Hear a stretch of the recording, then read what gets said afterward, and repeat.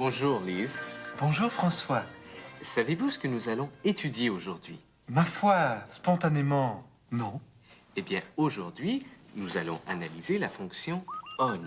Et si le temps nous le permet, la fonction push. Bon, alors résumons. Si j'ai bien compris, nous analyserons les deux fonctions que vous avez nommées. Voilà, on et push. On et push. Exactement.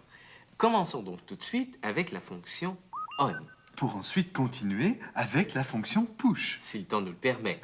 Alors, la fonction on sert à mettre l'appareil en marche. C'est ce qui nous permettra ensuite d'utiliser toutes les autres fonctions. Pas trop vite. Si j'ai bien compris, il faut actionner la touche on préalablement pour pouvoir actionner quelque autre fonction que ce soit. C'est cela, car si l'ordinateur n'est pas à on, il est à off. Attendez, vous voulez dire qu'il y a une touche off? Pas exactement. Mais si l'ordinateur n'est pas à on, La fonction de mise en marche de l'appareil. c'est cela. Eh bien, s'il n'est pas à on, il est à off.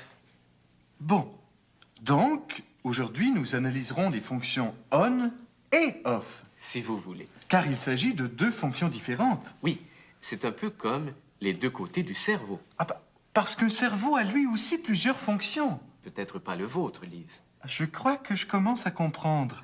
Il était temps. Ça fait 3 semaines qu'on tête là-dessus, grosse épaisse. Donc, c'est fantastique, car en mettant la touche off à on peut faire n'importe quoi, ou presque. C'est vrai. On peut utiliser différents programmes, jouer à des jeux vidéo et même écrire des téléromans plates. Oui. Alors, c'est tout pour cette semaine. Et la semaine prochaine, pour la 43e leçon, qu'y a-t-il, François? Eh bien, nous analyserons la fonction on. Et si le temps nous le permet, la fonction push. Push, de l'anglais qui signifie peser. Vous pesez beaucoup dans votre cas.